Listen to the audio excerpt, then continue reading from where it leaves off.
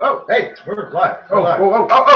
Today's show, episode 69 of the Matt Ryan Show, brought to you by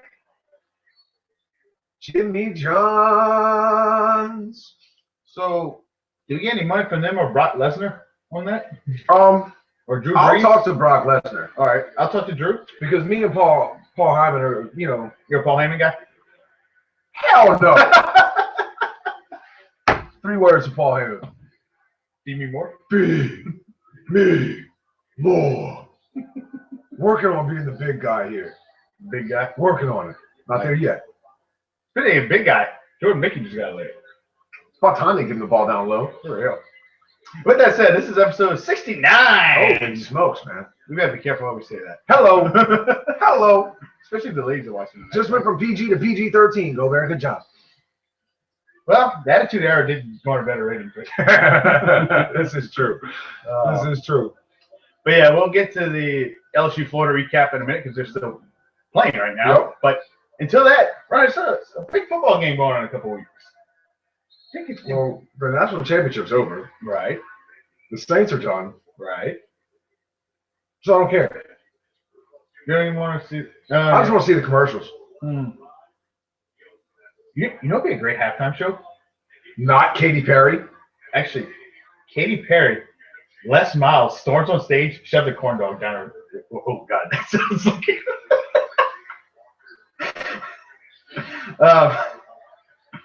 Can we go back and edit that? Yeah. Or corn dog giveaway for the Super Bowl, and they all throw them at Katy Perry. How about this? Okay. Janet Jackson, Justin Timberlake version 2.0 with Katy Perry and Bruno Mars. And everything that happened with Justin and Janet happens with Bruno Mars and Katy Perry. Yep. I think the crowd would indeed be saying, "Oh yeah, yeah." Yeah. There would be no hot or cold. There'd be a whole bunch of hot. Well, with that said, Ryan, it's on paper this has the potential to be possibly one of the best Super Bowls ever. 2 very evenly matched teams between the Seattle Seahawks trying to go back to back for the first time since the Patriots did it, and That's true. The Patriots did it last. None other than the Patriots, right? This year in Arizona, it'll be a climate-controlled game, and you got the Hall of Fame quarterback in Tom Brady, and talented to be a Hall of Fame quarterback, but he is a Pro Bowl quarterback, but he's looked human in the playoffs, though. He looked less than human, quote Metallica, minus human. Well done, right? On Sunday until the fourth quarter. 4 interceptions. Marshawn Lynch has a fumble, and you still come back down 19-0 to win at home. Yeah. A couple of his throws during that comeback run towards the second half of the fourth quarter were questionable at best. But the game winner was on a dime. Which was crazy. You mentioned the throws. The weather was insane thing. It looks like they were playing in a tropical storm out there. But, yeah, especially considering how he was throwing the entire game. That was a 40-yard, old-school Peyton Manning, John Elway esque throw right there. Yeah, just enough touch on it, too. It wasn't no laser either. He dropped it right in the bucket on that one. What's his name that made the catch? Curse. Did you read the story about him chucking the ball in the stands? No. The fan actually was offered $20,000 by one of those sports memorabilia collectors or whatever. Turned it down. He said the only person he'll give it to is Curse himself. And they were trying to work out a deal and stuff like that. And then here's the funny kicker. The guy is actually because they were talking about terms like maybe a jersey and a helmet. He goes, "Hey man, what Super Bowl tickets or something like that." And it's like, "Oh, we're trying to work something out." Well, ironically, they never said for what, but this guy is actually scheduled to go to jail 2 p.m. the Monday after the Super Bowl. I don't know, maybe previous charges or something. I guess. Wow, what a way to go. I'm thinking, how's the guy in the game and not in jail right now? There might have been a sentencing and they're waiting on, or they might have been convicted and waiting on the sentencing. I'm not sure, but I guess I'm surprised. What a way to go out. Yeah. I mean, it may just be. 3-time convicted felon catches game-winning touchdown pass thrown into the crowd. Maybe just smoke. It's a headline in Seattle. Maybe I'd say he smoked marijuana, but it's legal in Washington. It sure is. It can't be that. Maybe the cocaine. Or maybe he was selling it. It's not legal to sell it. Selling it, yeah, unless you're not legal to sell it on your own. This is true. But it's sure going to be a matchup. I mean, you look at the 2 Sunday conference championship games.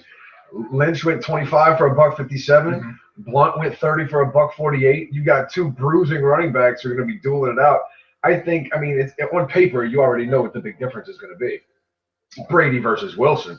Yes, you have the best defense in the NFL and the Legion of Boom with Richard Sherman, who proved he is human. Cam Chancellor, Darryl Simon from LSU with a chance to bring another ring back. 4 LSU players in the Super Bowl this year? I think so, and including LaFell. LaFell is now on the list of the LSU alumni at 58. I knew 58 LSU Tigers have played for a Super Bowl since the inception of the Super Bowl, and Brandon LaFell being the newest addition to that list and not this Sunday coming, but the following, being that Darryl Simon was there last year. Brandon LaFell is the newest one to add. It's going to be one hell of a game. I would have liked to see Packers and Pats. It kind of makes me scratch my head because it looked like the Packers had the name in the bag. The last inning through. Why don't you take that to the house? Yeah, I understand. It's over. It is what it is. It was what it was, and got a hell of a football game. Week and a half. We'll be getting to LSU hoops in a minute, but also of our wrestling fans. Wrestling show. One of the we don't talk about it too often on the show, but there are some big moments, and one of them is the Royal Rumble coming up, which is always the big road to WrestleMania. And I always get requests to preview the Rumble a little bit, but you got two big matches on it. First off, we'll go to the Rumble last, but got a heavyweight title match, triple threat between Brock Lesnar, who shows up like once every 3 months, defends his title and goes back into hibernation. And the thing is, I thought you're supposed to defend the title once a month. Did they just waive that rule? The Authority does what they want. Remember? What's best for business? And of course, Super Cena in there again, trying to tie Ric Flair for the most amount of titles ever at 16. He's got 15 right now. Damn. I didn't realize he had the title that many times. It just kind of feels wrong saying that. No offense to Cena. If somebody passes Ric Flair, it should not be done. Woo! Oh, yeah, no. I mean, you got Style Profile Woo, and you got Who Can't See Me. He does that pretty cool thing. Is champion? Find out this Sunday night! And then, of course, up and coming guy, you and I, one of our favorites, Seth Rollins. No. You don't like Seth Rollins? No, I like Seth Rollins. Oh, Jesus Christ, you bought in. I've been saying. You sold out. You sold out. What do you think is going to happen, Matt? Personally, I think Brock Lesnar beats the crap out of him and retains. But one thing I'm not very pleased with, as much as I've enjoyed being back into watching wrestling over the past about 6 months or so, one thing I absolutely hate is that when Mr. Money in the Bank, what's best for business, Seth Rollins has a fight, he cannot win single-handedly. Which I cannot remember the last time I've seen Seth Rollins win a match without outside assistance. Yeah, and it's one thing to be the guy heel, but the guy's also very talented wrestler. I mean, don't get me wrong, the guy's talented. Yeah, absolutely. That's your booking there. It's terrible. It's old WCW Nitro when Hogan always went dirty.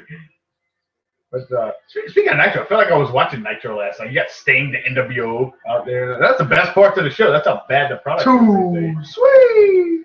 Yeah, it's true. That's how bad the product is now. Exactly. The recycled WCW Nitro. Kevin Nash, Scott Hall, we need you. We need you. Boy, they sure look like they've aged about 20 years. I mean, they have. It's 2015, Matt. We were in 5th grade watching WCW Nitro. That was 20 years ago. Yeah, that's right. Debuted 20 years ago. Do the math. Do the math. Yeah. Yeah, in fact, I was texting our buddy Roderick. We went to the Royal Rumble tomorrow 14 years ago. Jesus Stone Cold won it for the 3rd time. It's been 14 years. Wow. Seems like yesterday.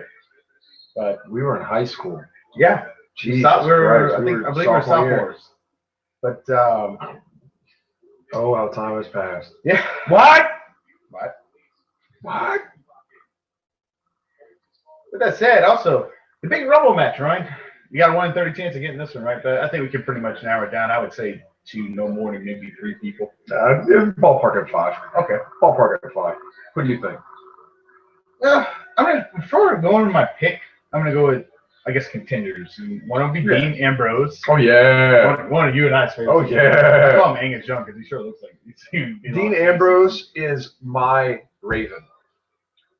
He's crazy like the street punk, no rules. Yeah, he's Raven. Yeah. But also can never rule out Daniel Bryan. Can't never. Well, yeah, you're right. He's not done.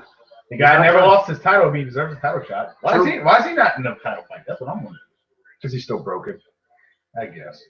Like, come on, man. He got curb stomped through freaking cinder blocks.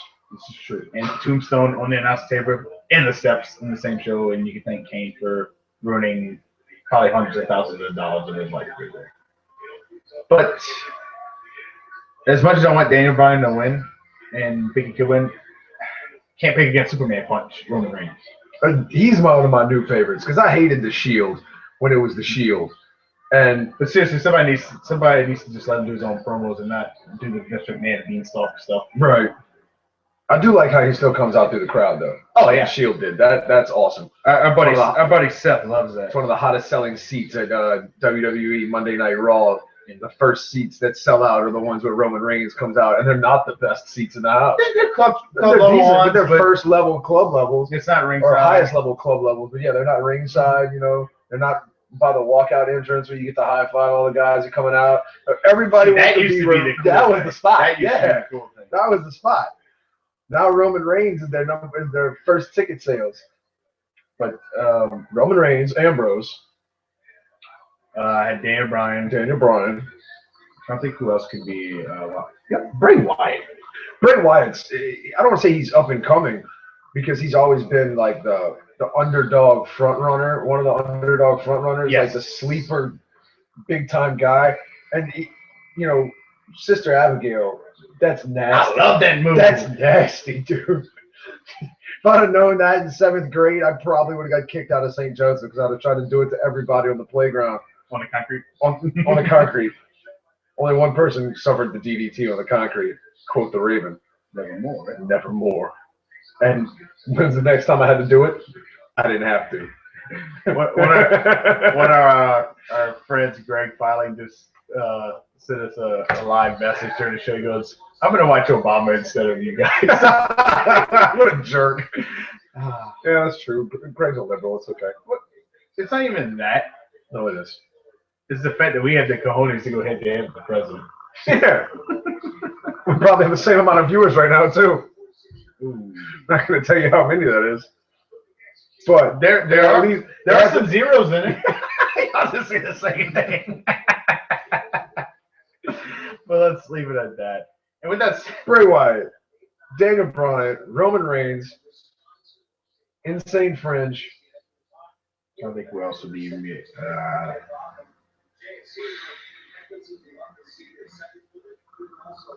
Just because you like Ryback. Okay. Whoa. I think Ryback is 2015's Goldberg. Except they didn't make as big of a hype out of Ryback as they did about Goldberg. Goldberg went like what 37-0, something retarded where he won every match he fought for almost a year straight. I think it was like 173 or something ridiculous. It was dumb. He was undefeatable, and Ryback's almost the exact same athlete as far as size and personality is concerned. Mm-hmm. I just want to see him actually fight a match that doesn't get interfered with, so he can actually win. Right. But tis the thing about wrestling is that at the end of the day there is some sort of script to it. Exactly. Unfortunately. Exactly. Still makes for good entertainment. It does make for good entertainment. It's the name entertainment in it.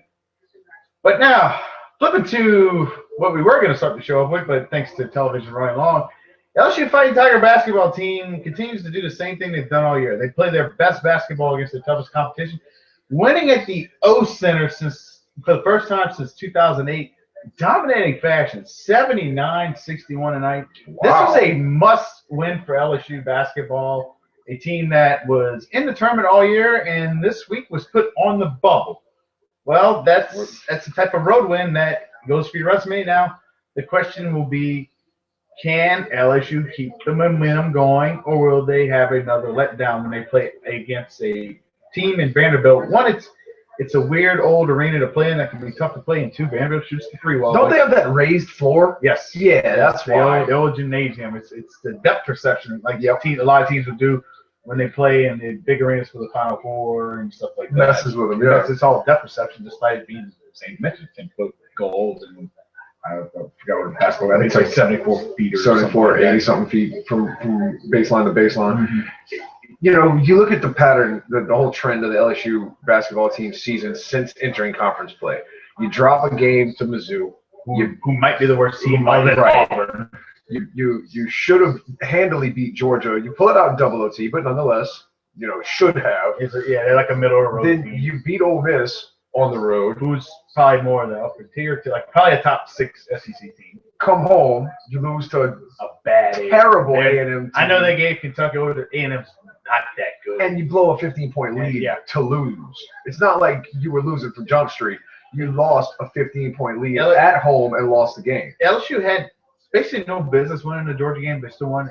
And at the same time, they had no business losing to A&M. So they would still be 3-2 that way. But truth is, they should be 4-1 in the SEC right now, right?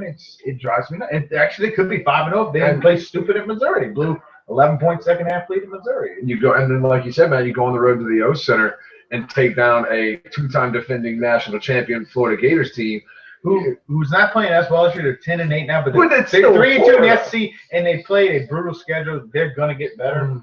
LSU, I guess, if anything, is playing them at the right time. They're still gelling with their young team. They lost the entire team that made 3 straight Elite Eights and then making the Final Four last year. So Billy Donovan's not going to have them down for long, and they're a team that could easily get hot towards the end of the year. And I'm glad that we got them at home the second time. Absolutely. Absolutely. But that's the win LSU desperately needed to have any chance to get back in the conversation there. And Keith Hornsby, he has just been a beast on the road this year. I believe he's shooting somewhere along the lines of 55% from 3 on the road. That's astronomical. And averaging, I want to say, around like 19 or 20 points. He's been the X factor for LSU. Absolutely. And he's definitely helped them out when the likes of Mickey and Martin were struggling. Now, Martin played well tonight. Overall, had I think it's somewhere around like 20-something points. Mickey was kind of held in check. Quiet. I think they had like 12 or 13 points. And I think both of them from the free throw line. Right. Which we finally started getting to in the second half, started going inside more, and it just goes to show you this team is capable of playing with the best of them. But can they come together? The key there, Matt. Turnovers, man. Turnovers. They are capable. They're not consistently doing it because you see it, like we said, the disparity between beating a team like Florida in Florida, but then losing to Mizzou, losing to A&M at home. You know, there wasn't much post game until probably about a third of the way through the second half. You know, Mickey was only held to 4 points in the first half and came out and doubled it before I even got in the studio. He was up to 8 or 10 points, feeding it down low, forcing him to go up inside, and he was getting shot. He was getting looks from the charity stripe. So when you have those kind of things working for you, you know, keep going with it. But I mean, like we discussed before we came live, the fire is gonna die from the 3-point range. It happens to somehow it didn't. It didn't happen tonight. That was the thing we were saying. Even if it doesn't happen tonight, last game. It's going to happen through the course of the season. You're not going to stay hot. Hornsby's not going to stay hot 55% on the road from behind the arc. It's just not going to happen. I mean, the guy's not. He doesn't play for Coach K. You know, Coach K's teams somehow, some way, consistently shoot that well, and then you see it. The one time they don't shoot that well, they fall off completely and they get destroyed. It's going to happen, so we've got to keep feeding the post game. But all in all, a win's a win. 18 point. Was it 18? 18, 79-61 on the road. Yep. Tigers are shaping up pretty well. Who we got next, man? Play at Vanderbilt on Saturday, and then this is their chance to make their run when they need to, because I believe they play South Carolina at home on Wednesday, and then the Saturday game is on the road. I want to say, I think it's against one of the lesser teams. It might be like Auburn or something. Because I know February 7th, that next Saturday, we play Alabama and Kentucky at home back-to-back on Saturday and Super Tuesday. That's the 2 target games coming up. But these are I was talking to a friend of ours, Bo, especially after we lost to A&M. It's like Vanderbilt and Florida back-to-back on the road. Like LSU was realistically possibly looking at 2-4 in the SEC, which they'd have been done. Yeah, but now you get the big one tonight, and if we have a setback against Vanderbilt, bad, but you're still treading at least. But now, see, this is the chance. The foot is trying to go back above the throat. Now, can they put the foot on the accelerator and keep it going down the interstate? Right. Or are we going to take the exit ramp and go and bite with a fish? I don't know. We'll see what happens. We're on the interstate now. We're only in third gear, but we're on the interstate now. And that was one of the things Hawthorne was saying on the radio as I was on my way into the studio, is that they've got the opportunity now to finish this game. Yeah. Can they do it? And they were only up, I think it was 11 when I actually got here. Right. If Florida cut it down about 7 or 8. It went up to 17, went down to 8 or 9. And that's the crucial points that we can't let these guys get back into. Because when we played the likes of Kentucky, we play the likes of South Carolina, if we go on a run like that, they're going to come back. Yeah. A Calipari coach team is not just going to lay down and die. I mean, you're playing against 2 different starting 5 rotations that they just sub in and out whenever they see fit. So you have to keep the foot on the gas against teams like that. Tonight was an example. They did it. They recovered, didn't let Florida climb too close back in it, and finished the job. Exactly. But with that said, before we close out for tonight, next week, episode 70, a lot of our friends have been looking forward to this one. LSU baseball preview. Baseball season is finally back here. We may do tape delay on that one and film it somewhere. We're still looking for suggestions. Might be able to. And may air it on a special night. We'll see what happens with that. But we would like to get out of the studio. They don't let us out of the studio too often. Nope. I mean, they don't. We run this show. We just choose to be here. Mm-hmm. I meant the finance department. Oh, we have one of those? Yeah. When did you upgrade that? They like pro bono. Oh, well, I mean, I knew that they were pro bono, so I figured the finance department would have pretty much been snubbed. We kind of are the finance department. Oh, that's true. We are. We are. One more thing to look forward to, guys. National Signing Day is right around the corner for the 2015 season, and there's a lot of talent still left on the board that are even, you got a lot of verbal commits. But yeah, it's just that. It's a bunch of BS. There's a couple running backs from here in state that are looking at LSU, as well as looking at schools like Texas and Florida State. So stay tuned, and we'll bring you up to date with that as it unfolds. I'm not even sure when is National Signing Day. It's just in the next 2 weeks. It's always the first Tuesday of February. Okay. Yeah, it's gonna be right after the Super Bowl. Yeah. Ryan, you got anything else? Good night, America. Night, America. LSU baseball next week. Woo! Omaha or bust. Right. Oh, and obligatory, it's happening.